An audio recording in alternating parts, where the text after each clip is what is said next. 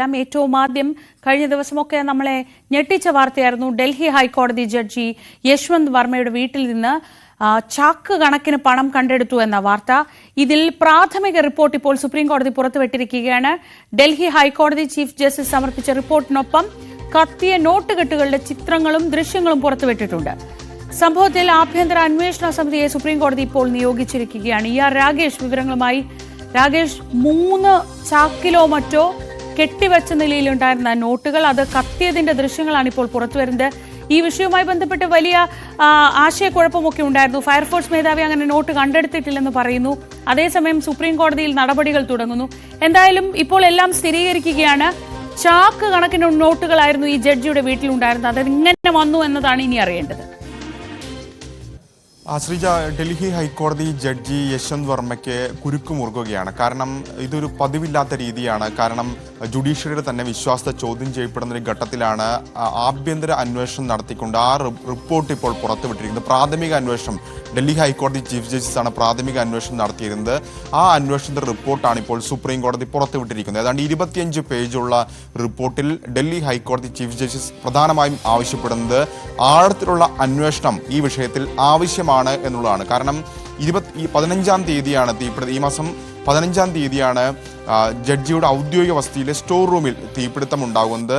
തുടർന്ന് ഫയർഫോഴ്സ് എത്തി തീ അണച്ചു. അതിനുശേഷം അവിടെ നാശനഷ്ടം വിലയിരുത്തുന്ന ഘട്ടത്തിലാണ് നോട്ട് കെട്ടുകൾ കത്തിയ നിലയിൽ കണ്ടെത്തിയത്.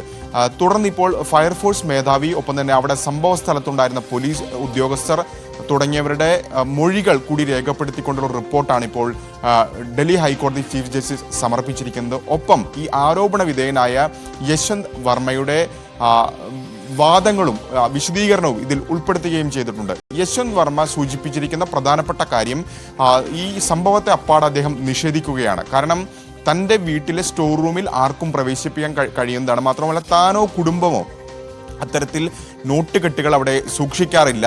മാത്രവുമല്ല ഈ സംഭവം നടക്കുന്ന സമയത്ത് താൻ അവിടെ ഉണ്ടായിരുന്നില്ല തുടങ്ങിയ വാദങ്ങൾ, തൻ്റെ പ്രതിച്ഛായ മോശപ്പെടുത്താൻ വേണ്ടിയുള്ള ശ്രമങ്ങളാണ് നടക്കുന്നത് തുടങ്ങിയ വിശദീകരണമാണ് അദ്ദേഹം നൽകിയിട്ടുള്ളത്.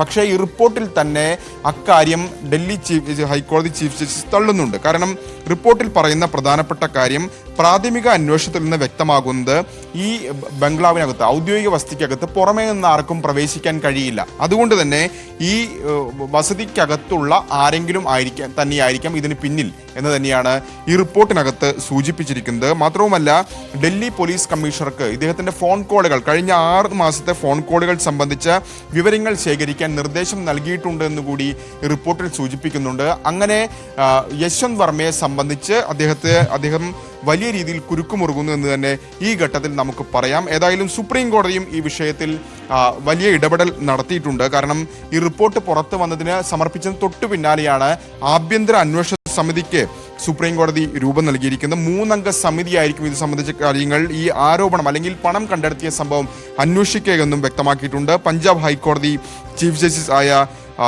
ജസ്റ്റിസ് ഷീൽ നാഗു, ഒപ്പം തന്നെ പഞ്ചാബ് ഹൈക്കോടതി ജസ്റ്റിസ് സൺഡേ വാലിയ, ഒപ്പം തന്നെ ഹിമാചൽ പ്രദേശ് ചീഫ് ജസ്റ്റിസ് അനു ശിവരാമൻ തുടങ്ങിയവരായിരിക്കും ഈ കേസ് അന്വേഷിക്കുക, പണം കണ്ടെത്തിയ സംഭവം അന്വേഷിക്കുകയെന്നും സുപ്രീം കോടതി ഇപ്പോൾ വ്യക്തമാക്കിയിട്ടുണ്ട്. മാത്രവുമല്ല ജുഡീഷ്യൽ ആക്ടിവിറ്റിയിൽ നിന്ന് അദ്ദേഹത്തെ മാറ്റി നിർത്തണമെന്ന നിർദ്ദേശം കൂടി ഇപ്പോൾ സുപ്രീം കോടതി നൽകിയിട്ടുണ്ട്. അങ്ങനെ ഒരു വിശദമായ അന്വേഷണത്തിലേക്ക് കടക്കുകയാണ് ഇപ്പോൾ സുപ്രീം കോടതി. ഇതിൽ തന്നെ ആഭ്യന്തര അന്വേഷണ സമിതിയുടെ റിപ്പോർട്ടിൽ, ഈ 25 പേജുള്ള റിപ്പോർട്ടിൽ ഈ പണം കണ്ടെത്തിയ, ഈ കത്തിയ നിലയിൽ കണ്ടെത്തിയ നോട്ടുകെട്ടുകൾ, ഒപ്പം തന്നെ അവിടെ നിന്ന് ഫയർഫോഴ്സ് അടക്കം ശേഖരിച്ച വീഡിയോ തുടങ്ങിയവും സുപ്രീം കോടതി സമർപ്പിക്കുക, ആ ദൃശ്യങ്ങൾ കൂടി ഈ ഘട്ടത്തിൽ പുറത്തുവിടുകയും ചെയ്തിട്ടുണ്ട്. ശ്രീജ, ഇതോടൊപ്പം അറിയേണ്ടത്, ഇപ്പോൾ ഈ പണം കണ്ടെത്തിയത് കാര്യം സ്ഥിരീകരിക്കുന്നു. നേരത്തെ ഞാൻ 3 ചാക്കെന്നാണ് പറഞ്ഞത്. 4-5 ചാക്കുകളിലായി കത്തിക്കഴിഞ്ഞ നോട്ടുകളുടെ പടമുള്ളതാണ് ഇപ്പോൾ പുറത്തു വന്നിട്ടുള്ളത്. അങ്ങനെയെങ്കിൽ രാകേഷ്, ഈ പണം തന്നെ ആയിരിക്കും ഇങ്ങനെ ഒരു തീപിടുത്തത്തിന്റെ പ്രധാന കാരണമെന്ന് കരുതണ്ടേ? കാരണം ഈ പണം സൂക്ഷിച്ച സ്റ്റോർ റൂമിൽ പെട്ടെന്നൊരു തീ പ്രത്യക്ഷപ്പെടുന്നു. അത് ഫയർഫോഴ്സ് വന്ന് അണയ്ക്കുമ്പോഴാണ് അവരുടെ ശ്രദ്ധയിലേക്ക് ഇങ്ങനെ ഒരു വലിയ പണച്ചാക്കുകളുടെ വാർത്ത ശ്രദ്ധയിൽപ്പെടുന്നത്. ഡൽഹി ഹൈക്കോടതിയാണ്, ഏറ്റവും രാജ്യത്ത് തന്നെ പ്രധാനപ്പെട്ട പല കേസുകളും വരുന്നൊരു കോടതിയാണ്. അങ്ങനെയെങ്കിൽ ഇനിയിപ്പോൾ ഈ ജഡ്ജി പരിഗണിച്ചിട്ടുള്ള കേസുകളിലേക്കൊക്കെ തിരികെ ഒരു അന്വേഷണം പോകേണ്ടി വരില്ലേ? അതെ ശ്രീജ, തീർച്ചയായും വിശദമായ ഒരു അന്വേഷണത്തിലേക്ക് കടക്കേണ്ടി വരും. കാരണം ജുഡീഷ്യറിയെ തന്നെ സംശയനിലയിൽ നിർത്തുന്നതാണ് ഇപ്പോൾ ഉണ്ടായിരിക്കുന്ന സംഭവ വികാസങ്ങൾ.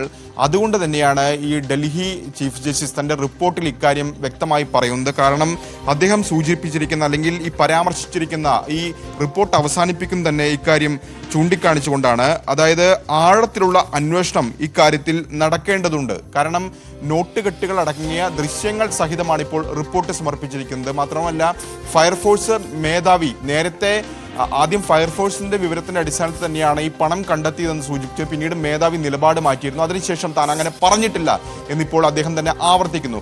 അങ്ങനെയൊക്കെ സാഹചര്യമൊക്കെ ഉണ്ട്. എങ്കിൽ പോലും ഈ ജഡ്ജിയുടെ വസതിയിൽ നിന്ന്, അതും ഔദ്യോഗിക വസതിയിൽ നിന്നാണ് നോട്ട് കെട്ടുകൾ കണക്കിൽപ്പെടാത്ത പണം കണ്ടെത്തുന്നത്.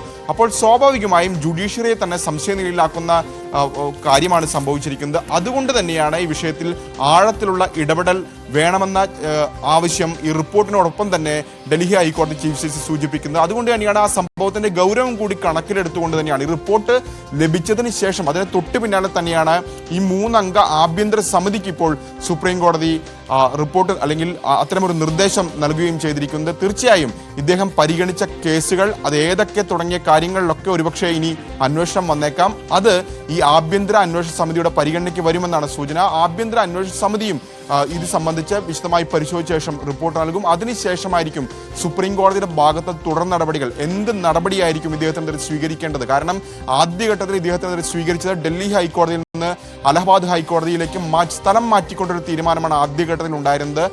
ഇനി കൂടുതൽ കാര്യങ്ങൾ വെളിപ്പെടുത്തുകയാണ്. അദ്ദേഹം ഇപ്പോൾ നൽകുന്ന വിശദീകരണ അടിസ്ഥാനത്തിൽ അത് തൃപ്തികരമല്ല, അത് തെറ്റാണെന്ന് കണ്ടെത്തിയാൽ ഒരുപക്ഷെ കടുത്ത നടപടികളിലേക്ക് പോകാനുള്ള തീരുമാനവും ഉണ്ടായേക്കാം. അത് പക്ഷേ ഈ 3 അംഗ സമിതിയുടെ ആഭ്യന്തര അന്വേഷണ സമിതിയുടെ റിപ്പോർട്ട് ലഭിച്ച ശേഷമായിരിക്കും ഉണ്ടാവുക. ശ്രീജ, രാകേഷാണ് വിവരങ്ങൾ നൽകിയത്. ഡൽഹി ഹൈക്കോടതി ജഡ്ജിയുടെ വീട്ടിൽ നിന്ന് വീട്ടിൽ തീപിടുത്തമുണ്ടായി. ആ തീപിടുത്തത്തിൽ കരിഞ്ഞ ചാക്കുകളിൽ കണ്ടെത്തിയത് 4-5 ചാക്കുകളിലായി പണക്കെട്ടുകളാണ് കണ്ടെത്തിയത്. ഈ സംഭവത്തിൽ ഇപ്പോൾ ഒരു പ്രാഥമിക അന്വേഷണം നടത്തിയിരിക്കുന്നു. ആ റിപ്പോർട്ട് പുറത്തു വരുമ്പോൾ ജഡ്ജിക്ക് വലിയ കുരുക്കാണ്. സുപ്രീം കോടതി നേരിട്ട് ഇടപെടുകയാണ്. ഇനി ഈ വിഷയത്തിൽ വളരെ കാര്യമായുള്ള അന്വേഷണം, ഡൽഹി ഹൈക്കോടതി ചീഫ് ജസ്റ്റിസ് ആണ് ഇങ്ങനെ ഒരു അന്വേഷണം നടത്തിയത്. ആ സംഭവത്തിൽ ഒരു വലിയ അന്വേഷണത്തിലേക്ക് തന്നെ പോവുകയാണ്. ഈ ജഡ്ജി പരിഗണിച്ച കേസുകളിലേക്കെല്ലാം തിരികെ അന്വേഷണം പോകും.